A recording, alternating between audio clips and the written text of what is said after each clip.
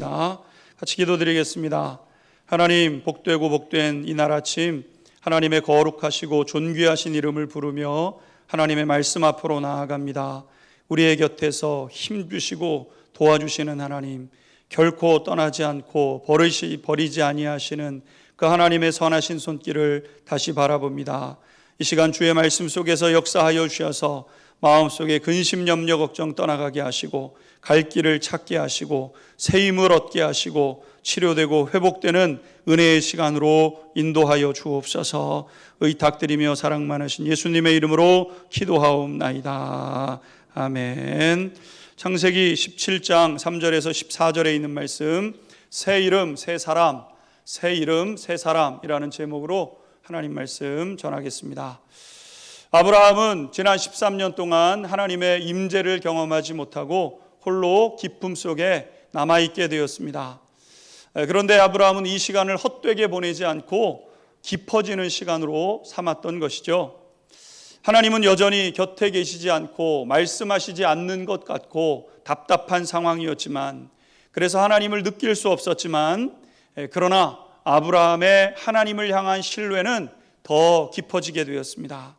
하나님 반드시 내게 오실 것이고 나 그 하나님 기다립니다. 1년, 2년, 5년, 10년, 13년 긴 시간 동안 아브라함은 그저 하나님 한 분만 바라보고 있었던 것이죠. 여기에 아브라함의 믿음의 위대함이 있습니다.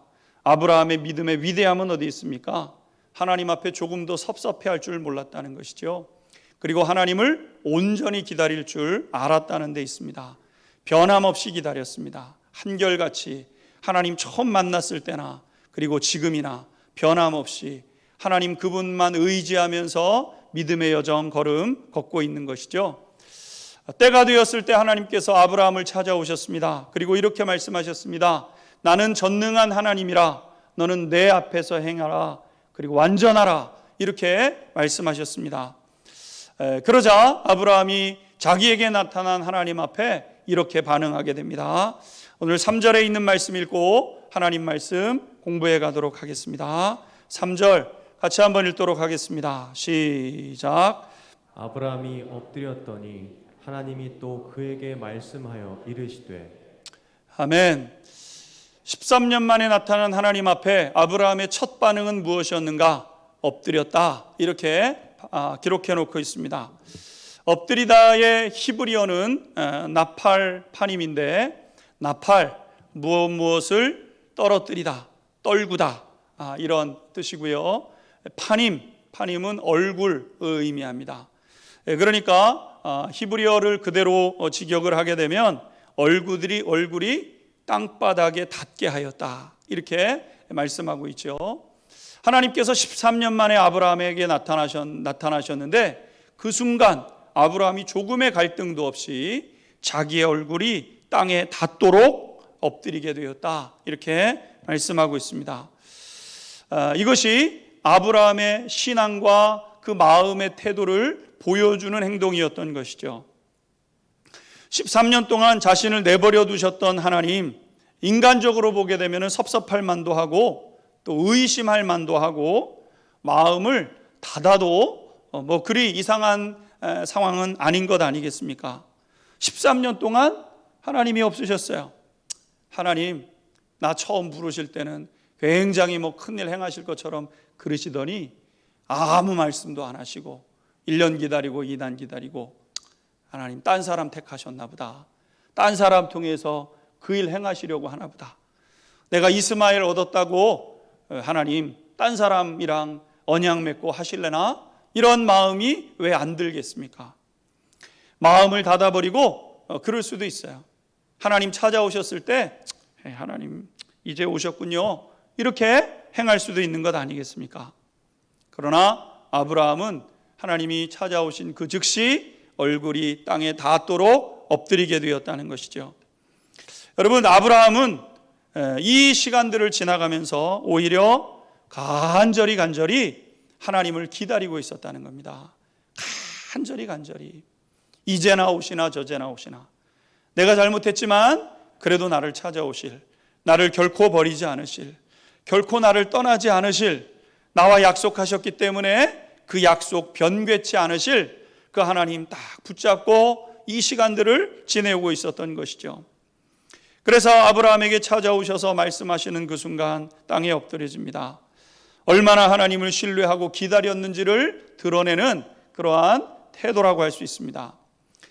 아브라함은 13년 동안 단절된 것 같은 시간 속에서 오히려 갈급한 심령으로 그의 마음이 되었던 것을 기록해 놓고 있는 것이죠. 심령의 가난함입니다. 심령의 가난함, 애통함입니다. 하나님 언제 오시나? 하나님 기다리고 있는데 1년 지나 2년 지나 마음에 조금도 단념이 없이, 마음에 섭섭함이나 냉랭함 없이 하나님을 애통함으로 기다리고 있었던 것이죠. 하나님을 온유함으로 기다립니다. 하나님 오시면 버선발로 뛰쳐나가서 만나야지. 찾아오시니까 얼굴을 땅에 엎드리면서 말씀하십시오 하나님, 이렇게 하는 온유한 심령으로 기다리죠. 의에 줄이고 목마른 마음으로 기다리고 있었던 아브라함의 모습을 보게 됩니다. 여러분, 이 모든 것들은 다 복의 모습이죠. 복의 모습입니다. 복을 받을 준비와 태도를 아브라함이 다 갖추고 있었던 거예요. 여러분, 수천 년이 지난 후에 예수님께서 이 땅에 오셨을 때 복 있는 심령에 대해서 말씀하시지 않으셨습니까? 예수님 복 있는 심령에 대해 말씀하실 때 이렇게 말씀하셨어요. 심령이 가난한 사람이 복이 있다. 천국이 그런 사람들에게 주어진단다. 심령의 가난함으로 우리의 마음이 가난해져서 하나님의 은혜를 찾고, 하나님의 은혜가 아니면 안 됩니다. 오직 하나님 한 분만 바라보면서 걸어가는 그 심령의 가난함이 복이 있다고 말씀하셨죠. 애통하는 사람이 복이 있다. 천국이 그런 사람들에게 주어진다. 온유한 사람이 복이 있다. 그런 사람들이 하늘의 복을 이 땅으로 끌어내리는 사람들이 된다. 그리고 의에 줄이고 목마른 사람이 복이 있다. 그런 사람들이 만족함과 진정한 배부름을 경험하게 될 것이다. 예수님께서 말씀하셨어요. 그러니까 아브라함은, 우리는 예수님의 말씀도 듣고 아브라함의 삶도 보고 그리고 믿음의 여정을 걸어가지만, 아브라함은 보고 따라갈 사람이 없었어요. 누가 앞에 어떻게 걸었는지 아무런 지식이 없었어요. 예수님이 영적인 말씀들을 가르쳐 주실 때 그 말씀도 듣지 못했어요. 그런데 아브라함의 마음이 지금 어떠합니까? 이렇게 가난함과 애통함과 온유함과 의에 줄이고 목마른 마음, 복을 담아낼 수 있는 그 마음으로 아브라함의 마음이, 아브라함의 심령이 그렇게 되어 있는 것을 발견하게 됩니다. 복 받을 사람인 거죠. 하나님이 주신 복을 담아낼 수 있는 그런 그릇으로 아브라함이 서 있는 것 아니겠습니까? 사랑하는 성도 여러분, 우리 안양중앙 성결 가족들은 하나님의 은혜를 갈망하고 주린 심령으로 하나님의 은혜를 기다리고 있습니까? 여러분들 한번 되돌아보십시오. 우리의 믿음의 조상 아브라함은 그 마음의 자세를 가지고 하나님 앞에 서 있는 것입니다. 간절히 하나님을 기다리고 있었던 것이죠. 이때 하나님께서 찾아오셨던 거예요. 그리고 아브라함은 그 하나님 앞에 엎드렸던 것이죠. 하나님을 만날 준비를 하고 계십니까? 하나님 앞에 섰을 때 여러분들은 그런 심령의 자세로 아브라함처럼 얼굴이 땅에 닿도록 엎드릴 마음의 자세를 가지고 계십니까? 우리 사랑하는 안양중앙 모든 성결 가족들이 이러한 준비된 하나님의 사람으로 서게 되기를 주님의 이름으로 축원합니다. 아브라함이 이렇게 하나님 앞에 엎드리게 되었을 때 하나님께서 아브라함에게 이런 말씀을 하십니다. 4절과 6절에 있는 말씀입니다. 먼저 4절 말씀 같이 읽도록 하겠습니다. 4절입니다. 시작. 보라, 내 언약이 너와 함께 있으니 너는 여러 민족의 아버지가 될지라. 아멘. 6절 말씀도 같이 읽겠습니다. 시작. 내가 너로 심히 번성하게 하리니 내가 내게서 민족들이 나게 하며 왕들이 내게로부터 나오리라. 아멘. 하나님께서 이제 17장은 거의 다 하나님의 말씀인데요. 그냥 그동안 13년 동안 하지 못하셨던 그 말씀을 꾹꾹 참고 계시다가 그냥 이게 어떤 표현인지 모르겠지만 수다를 떠시죠. 하나님의 수다. 하나님이 그냥 계속 말씀하시는데 그 말씀의 첫 부분을 보게 되면 내 언약이 너와 함께 있다. 너는 민족의 아버지가 될 것이다. 너를 번성하게 할 것이다. 너에게서 민족들이 나타날 것이고 너로부터 왕이 수많은 왕이 나오게 될 것이다. 우리 여러분 얼마나 행복한 말씀입니까? 내 후손들에게서 위대한 지도력을 갖춘 사람들이 나타나서 세상을 이끌고 많은 사람들을 살리는 그런 사람들이 나타나게 될 것이라고 하나님께서 말씀하시죠. 이 말씀의 초반부의 핵심은 무엇이냐면은 본질적인 문제는 반드시 내가 해결해낼 거다, 이렇게 말씀하시는 거예요. 네 문제 내가 반드시 해결할 거야. 네 문제는 내가 해결해, 이렇게 말씀하시는 것이죠. 사랑하는 성도 여러분, 하나님은 여러분의 삶의 가장 본질적인 고통의 문제를 해결해 주실 것입니다. 여러분이 어떤 상황과 어떤 형편 속에 있고 어떤 갈급함과 어떤 마음속에 짐을 짊어지고 계시는지 모르지만 그것은 하나님이 해결해 가실 거예요. 우리는 무엇만 하면 되냐면 하나님만 바라보고 하나님만 의지하며 가면 됩니다. 아브라함처럼 아브라함의 신앙을 이어받아서 아브라함처럼 반응하게 될 때 하나님의 그 역사를 우리에게 써나가시는 것이죠. 그런데 여러분 가만히 생각해 보면 이 말씀은 24년 전 아브라함을 부르실 때 하셨던 말씀과 거의 다른 말씀이 아니고 거의 동일한 말씀입니다.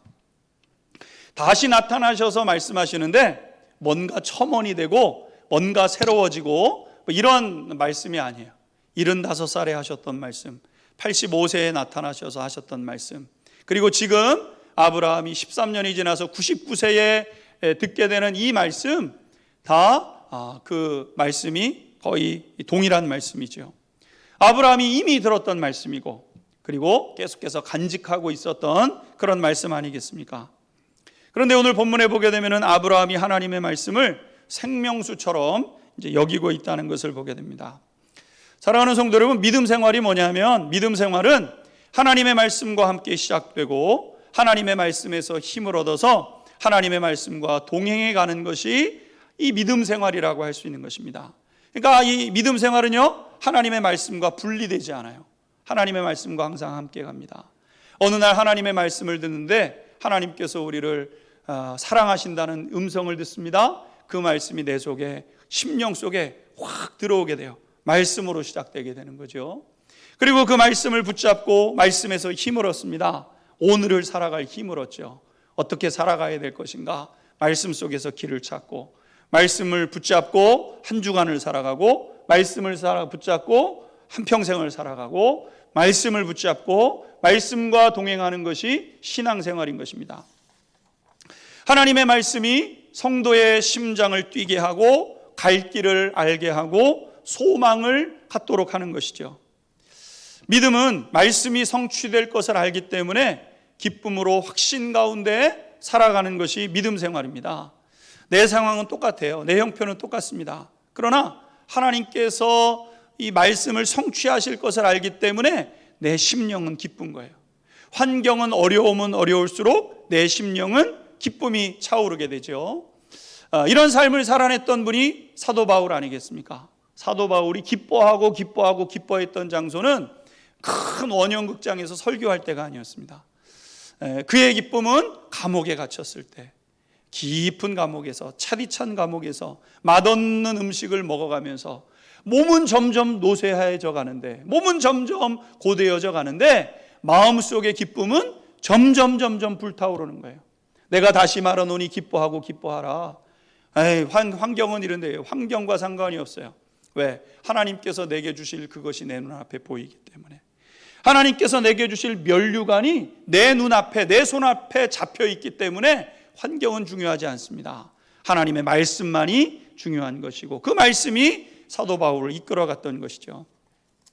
이렇게 하나님은 말씀으로 자기 백성들을 이끌어가는데, 유명한 신학자 칼 바르트는 하나님의 말씀의 세 가지 카테고리를 우리에게 이렇게 설명을 했습니다. 첫 번째는 무엇이냐면은 계시된 말씀, 예수 그리스도가 곧 말씀이다, 이렇게 이야기했습니다. 그러니까 예수 그리스도의 삶을 묵상하고 예수 그리스도께서 이 땅에 성육하시기 이전부터 성육하시고 우리를 위해서 십자가에 죽으시고 우리를 위해서 부활해내신 예수님의 일련의 모든 사건이 곧 하나님의 워드, 하나님의 말씀이다, 이렇게 설명을 했습니다. 두 번째는 기록된 말씀이다, 이렇게 얘기했습니다. 기록된 성경 말씀, written word, 우리가 갖고 다니는 이 성경의 말씀, 이 성경의 말씀을 통해서 하나님께서 우리에게 말씀해 주시는 하나님이시라는 거죠. 그리고 세 번째, 선포된 설교 말씀, preached word. 하나님 주께서 보내신 주의 종을 통해서 안양 중앙 성결 가족들에게 지금 이때에 필요한 말씀을 하나님께서 주시는 거예요. 선포된 말씀, preached word. 가르치지 않습니다. 그냥 선포하는 거예요. 던지는 말씀이에요. 이 말씀 속에서 하나님의 음성이 있다는 것이죠. 하나님은 지금 이렇게 우리 성도들을 말씀으로 이끌어 가시고 인도해 가십니다. 우리는 예수님의 삶과 성경 말씀, 그리고 설교 말씀을 통해서 하나님의 음성을 듣는 거예요. 오늘 이 아침에 하나님께서 우리 성도님들에게 말씀하고 있어요. 세미한 음성으로, 들릴 듯 말 듯한 음성이지만 거부할 수 없고 부인할 수 없는 그 말씀으로 우리 성도님들에게 말씀해 가고 계시는 거죠. 나는 우리 성도님들의 영의 귀가 열려져서 하나님의 음성을 듣는 은혜가 있게 되기를 주님의 이름으로 축원합니다. 믿음의 여정을 걸어가면서요, 놀라운 능력을 경험하게 되는 때가 있는데, 그때는 언제냐면은 하나님의 말씀이 막 내 속에 부어질 때입니다. 부어질 때. 그러니까 믿음의 삶과 이 말씀은요, 굉장히 밀접한 연관성을 가지고 있어요. 제가 믿음 생활 해오면서 하나님의 말씀이, 오늘 이 말씀 나에게 주시는 말씀이구나, 막 마음에 새겨지고 간직되지고, 무슨 일을 행하려고 하면 그 말씀이 떠올라서 그 말씀대로 행해야 되겠구나, 이런 생각이 막 드는 때가 있어요. 폭포수처럼 부어지는 그때. 여러분, 이 하나님의 말씀이 내 말씀으로 들리게 될 때 우리의 심장은 다시 뛰게 되는 거예요. 막 우리의 마음이, 신앙생활이 맥이 없고 신앙생활이 재미없는 게 아니라, 예배가 지루한 것이 아니라, 하나님 이번 한 주 나를 어떻게 이끌어 가시려고 지금 이런 말씀을 주실까 기대하고 간직하고, 또 한 주일의 삶을 설계하면서 이런 일이 다가오면 이렇게 행해야 되겠구나 생각하고 다짐하면서 믿음의 여정을 걷게 되죠. 그럴 때 신앙의 길이 보이는 거예요. 믿음의 길이 보이는 거예요. 육신적으로 선택하면서 걸어가는 길이 아니라 말씀을 통해서, 말씀의 징검다리를 걸어가면서 말씀을 통해서 우리의 신앙생활을 걷게 되는 것이죠. 말씀이 꿈틀거리고 살아 움직이기 시작하고 내 눈에 생생하게 보이고 내 심령에 하나님의 말씀이 들리기 시작할 때 그 말씀을 통해서 이끌어 가시는 하나님의 손길을 경험하게 되는 겁니다. 근데 여러분, 이때 주의해야 될 것이 있죠. 그게 뭐냐면은 예수님이 가르쳐 주신 영적인 현상인데, 예수님이 우리에게 가르쳐 주셨던 이 영적인 현상을 우리 성도님들이 늘 인식하고 계셔야 됩니다.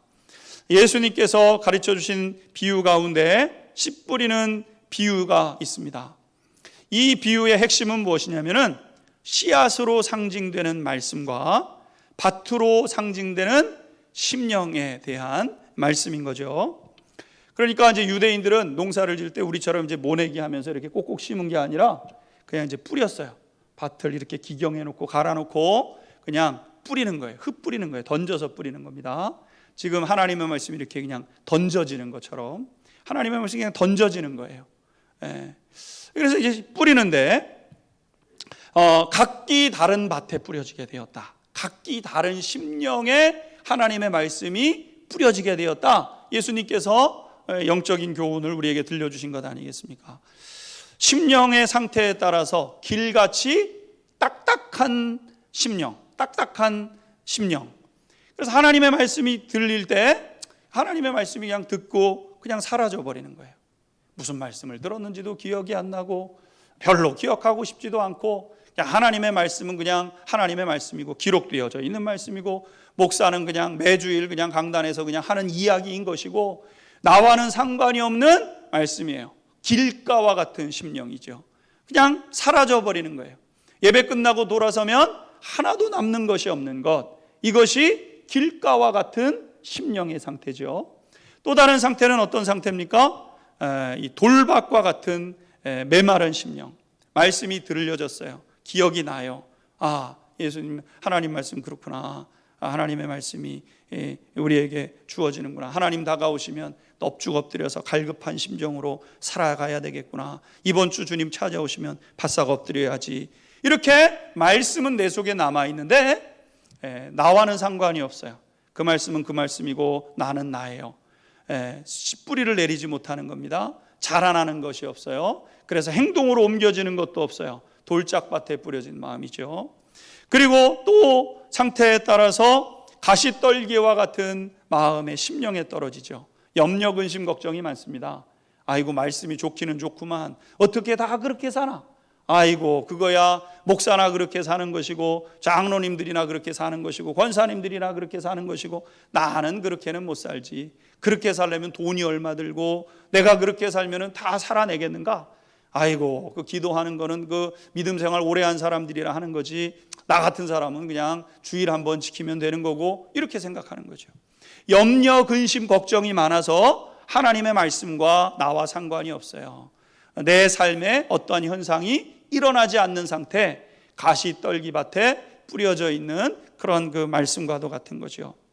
그리고 마지막으로 부드럽고 갈급한 심령도 있다 그랬습니다. 이 말씀의 핵심은 말씀은 같은데 심령이 다 다르다는 거예요. 심령이 다 다르신 거예요.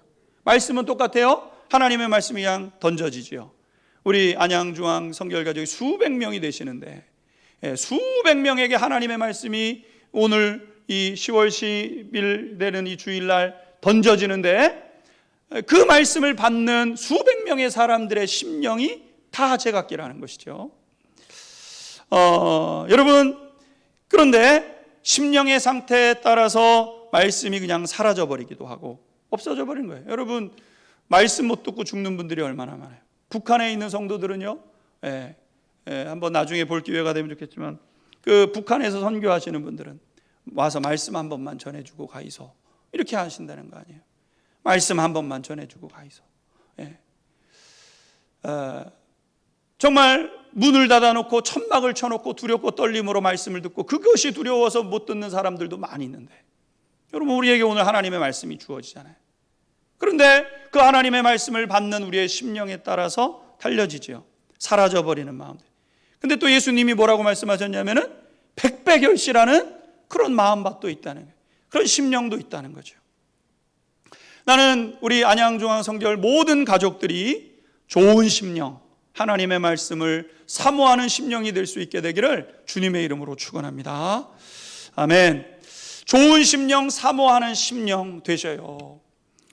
여러분 좋은 심령, 사모하는 심령이 될 때 아브라함의 복, 다윗의 복, 다니엘의 복, 여러분 그 복들이 우리 가운데 임하는 것 아니겠습니까? 그러면 좋은 심령 어떻게 만드는가? 여러분 깊이 우리의 심령을 갈아엎으셔야 됩니다. 우리의 심령을 갈아엎으셔야 돼요. 말씀은 심령에 떨어지는 거니까 심령을 갈아엎으셔야 돼요. 갈아엎는다는 것은 디깅입니다. 디깅. 깊이 넣어서 뒤집어 엎는 거예요. 뒤집어 엎는 것.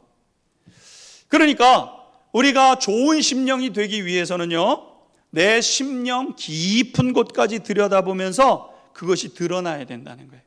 내 심령 속에 꼭꼭 눌러서 감추고 있는 이 모든 것들이 깊이 파헤쳐져서 드러나야 되죠. 여러분 내 속에 뭐가 있는지를 보셔야 돼요. 신앙생활은 사실 바깥에 보면서 걸어갈 여유가 없어요. 아유 왜 뭐 저 집사님은 저렇게 하는가? 아유 왜 권사님이 돼가지고 저렇게 하는가? 여러분 죄송한 얘기지만 그거 볼 여력이 없어요. 내 심령 보기도 바빠요. 내 심령. 새벽에 또는 어떤 시간에 저녁에 기도 시간을 정해놓고 바깥을 보면서 하나님 이것도 주시고 사실 이럴 여력이 없어요. 내 심령 보기도 바빠요. 내 심령 안에 뭐가 있습니까? 내 심령 안에 여러분 내 심령을 깊이 들여다보면은요 내 악함이 보이잖아요. 악함. 여러분 사도 바울이 나는 죄인 중에 괴수라 그랬어요. 죄인 중에 괴수. 사도 바울께서 자기 자신을 죄인 중에 괴수라고 했다면 여러분 사도 바울이 무슨 뭐 사기를 쳤겠습니까? 뭐 거짓말을 하고 돌아다녔겠습니까? 뭐 사도 바울이 뭘 했다고 자기가 죄인 중에 괴수라 그러겠어요? 여러분 한평생 교회만 생각하면서 자기가 매를 맞고 뭐 대가 아무것도 없이 교회만을 위해서 살아가신 그분인데 자기 자신을 볼 때 나는 죄인 중에 괴수라 그랬어요.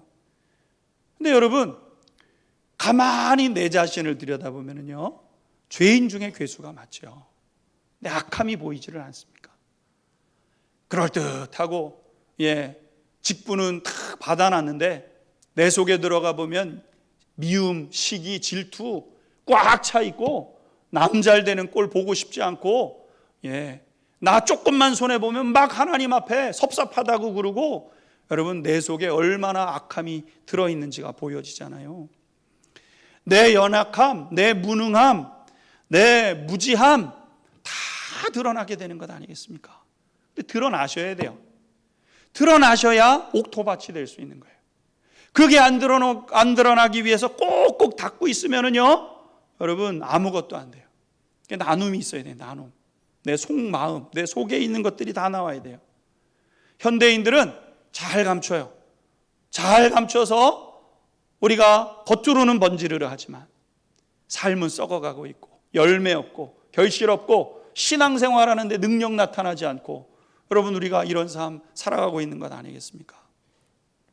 우리의 심령이 옥토와 같은 밭이 되어져서 하나님을 영화롭게 하는 주의 백성들 될 수 있게 되기를 주님의 이름으로 축원합니다. 오늘 두 번째, 하나님은 아브라함에게 새 이름 지어주셨다는 거예요. 5절 같이 읽도록 하겠습니다. 5절 함께 읽겠습니다. 시작. 이제 후로는 내 이름을 아브라함이라 하지 아니하고 아브라함이라 하리니 이는 내가 너를 여러 민족의 아버지가 되게 함이니라. 아멘. 하나님은 아브라함에게 새 이름을 지어주셨습니다. 이름에는 바람과 지향점이 있습니다. 그렇게 되라고 이름을 지어주지요. 아브라함은 그의 아버지 데라가 이름을 지어줄 때 아브람, 존귀한 아버지라는 뜻인데, 존귀한 아버지 되라, 이런 의미로 아브람 이름을 이렇게 지어주었어요. 그런데 살다 보니까 아버지 데라의 바램대로 되지 않았죠. 여러분들의 이름 속에는 바램이 담겨져 있죠. 부모님의 바램, 또는 어떤 그 할아버지나 이런 분의 바램이, 권위자의 바램이 그 안에 이제 들어있는 것 아니겠습니까? 존귀한 아버지가 되고 싶었는데 자식이 없는 거예요. 무자한 거예요. 내 인생은 그렇지 않구나 생각하게 되었던 것이죠. 하나님은 이제 아브라함에게 아브라함이 아니라 아브라함, 많은 무리의 아버지가 되어라, 이런 의미로 아브라함으로 이름을 바꿔주셨습니다. 성경에 보게 되면 이름을 바꿔주시는 경우가 참 많습니다. 먼저 야곱이 그랬습니다. 야곱은 고향에서 돌아오는 길에 강을 건너지 못하고 강 이편에 홀로 남습니다. 아버지 그 자녀들과 12자녀들을 다 먼저, 아내들과 자녀들을 먼저 보내고 강 이편에 홀로 남아요. 가면 형이 용서해 줄까, 죽이겠다고 그때 그렇게 이를 갈았는데 괜히 갔다가 해코지를 당하는 건 아닌가, 이러면서 주저주저 하면서 홀로 그곳에 남게 되죠. 근데 그 밤에 마침 하나님의 사자가 그를 찾아오게 됩니다. 사자인 걸 알고 꽉 붙잡습니다. 씨름이 시작돼요. 그런데 천사가 야곱의 환도뼈를 쳐가지고 이 야곱이 수세에 몰리게 됩니다. 근데 놓지를 않고 꽉 붙잡고, 도와주지 않으면 나는 떠나지 않을 거라고, 나는 놓을 수 없다고, 그 아픈 와중에도 천사를 꽉 붙잡고 아브라함이 그렇게 하지 않습니까? 결국 천사는 그래 졌다, 이런 슬그머니 졌다고 얘기를 하면서 이렇게 얘기를 합니다. 내 이름을 다시는 야곱이라 부를 것이 아니요 이스라엘이라 부를 것이니 이는 내가 하나님과 사람으로 더불어 겨루어 이기었음이니라, 이렇게 말씀하셨어요. 야곱의 본래 이름은 발뒤꿈치를 잡다라는 뜻입니다. 형의 발뒤꿈치를 붙잡고, 쌍둥이 형 발뒤꿈치를 붙잡고 나왔어요. 형을 어떻게 해서든 이겨보려고, 형을 제껴내고 자기가 그 위에 올라가려고 태어나면서부터 그랬어요. 근데 야곱이 한평생 살다 보니까 사람과 싸워서 이기는 건 복이 안 되고 하나님을 붙잡아야 되는구나, 사람 붙잡아서 끌어내릴 생각하지 말고 하나님 붙잡고 헤쳐나가야 되는구나, 이것을 야곱이 깨닫게 되는 것 아니겠습니까? 그래서 하나님께서 야곱이라는 이름은 버려라, 그리고 하나님과 겨루어 이겼다, 하나님을 꽉 붙잡았다, 이제부터는 하나님만 꽉 붙잡고 하나님 이기는 삶을 살아가라, 그런 의미로 이스라엘이라고 이름을 바꾸어 주셨던 것이죠. 야곱만 그런 것이 아닙니다. 시몬, 베드로는 이 시몬이라는 이름을 갖고 있다가 베드로가 되고, 사도 바울은 사울, 간구하는 자라는 뜻의 사울이라는 이름을 갖고 있다가 하나님께서 바울이라는 이름, 작은 자, 겸손하게 살아가라. 겸손함의 위치 놓치지 말고 내 신분을 잘 생각하면서 살아가라. 이 지향점이 바뀌게 되었던 겁니다. 하나님은 새 이름을 주시고 새 사람으로 살아가라, 이렇게 부르시는 거죠. 우리가 믿음의 길을 걸을 때 하나님은 우리의 이름을 바꾸어 주십니다. 우리의 자연인의 이름에서, 제 이름은 정현진인데 할아버지가 지어주셨어요. 불꽃 현자에다 보배 진자, 불꽃처럼 보배로운 사람으로 살아가라, 이런 의미로 지어주셨는데, 저는 예수님을 만나고 나서 성도 정현진이 됐죠. 성도 정현진. 그래서 저는 이 불꽃 현자를 성령의 사람 되기를 사모하는 마음으로 바꿨습니다. 이름은 똑같지만 성령의 사람으로 살게 해주십시오. 성령이 불처럼 바람처럼 임하시는 분이니까 성령의 사람으로만 살게 해주십시오. 명예, 부귀, 안락 그런 것 추구하지 않고 성령께만 순복하면서 살아가게 해주십시오. 이런 그 마음을 가지고 있어요. 앞으로 지켜보시면 아시겠지만 그러한 지향점을 가지고 살아가게 된 것입니다. 영광스러운 이름이죠. 육신의 것, 이 땅의 것, 세상의 것만을 추구하고 있었는데 거룩하고 영원한 것, 변치 않는 것 추구하는 사람으로 하나님께서 바꿔주신 것 아니겠습니까? 그래서 성도예요. 성도가 얼마나 놀라운 이름인지 모릅니다. 왜? 거룩함을 추구하면서 살아가는 거니까. 여러분들을 세상에서 보게 되면 그리스도인이라고 합니다. 예수쟁이라고 하죠. 예수쟁이가 그런가? 사람들 이렇게 얘기해요. 여러분, 이거 떼어놓을 수가 없는 우리의 이름이에요. 예수쟁이, 성도. 여러분, 우리가 집에 있을 땐 예수쟁이고 교회에 있을 땐 예수쟁이고 바깥으로 나가면 예수쟁이 안 되는 겁니까? 안 그래. 어디 가든지 예수쟁이 이름은 붙이고 다니는 거예요. 우리의 지향점은 예수 그리스도의 모습을 나타내는 사람으로 바꾸어졌어요. 예수님이 우리의 이름을 성도라고 바꾸시고 하나님이 우리를 성도라고 바꾸셔서 그렇게 살도록 하시는 거지요. 그리고 우리가 순종하며 걸어갈 때 우리는 거룩한 사람으로 세워지게 되는 겁니다. 사랑하는 성도 여러분, 거룩한 이름에 합당한 삶을 살아가십시오. 여러분의 존재의 목적은 거룩함에 있는 거예요. 이 땅에 살아가는 이유가 뭡니까? 거룩해지기 위해서 살아가는 거예요. 거룩함을 완성하면서 살아가는 우리 성도님들이 되시기를 주님의 이름으로 축원합니다. 마지막으로 하나님께서 아브라함뿐만 아니라 사라의 이름도 바꾸어야 된다 말씀하셨어요. 15절에 있는 말씀 읽겠습니다. 15절 다 같이 함께 한 목소리로 읽겠습니다. 시작.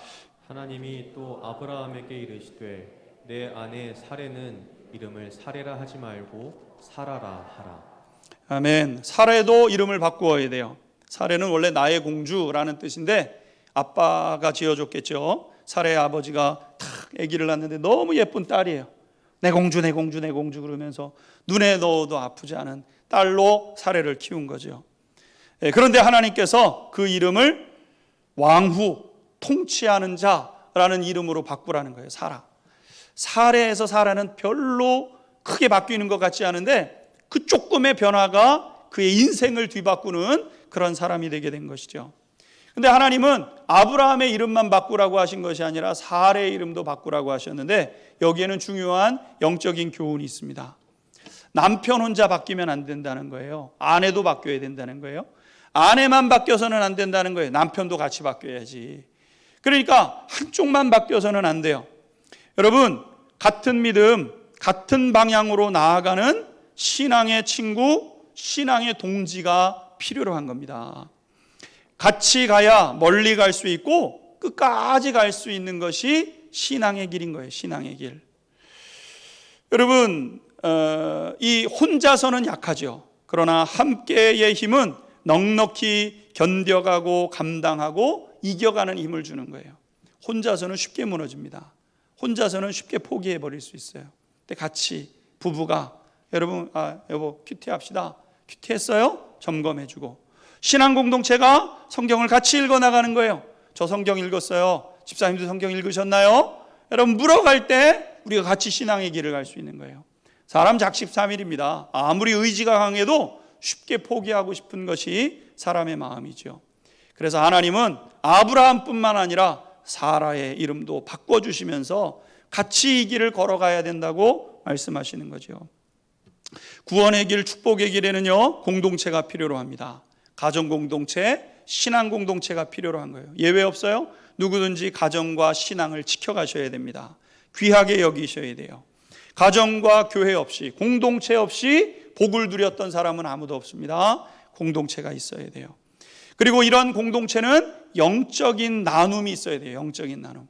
애는 밥 먹었나? 이런 대화가 아니라 요즘 하나님과 이렇네, 이런 말씀으로 은혜 받고 있네, 당신은 어떤 말씀을 듣고 있는가? 서로 교제하면서 말씀 속에서 영적인 교류를 나눠야 돼요.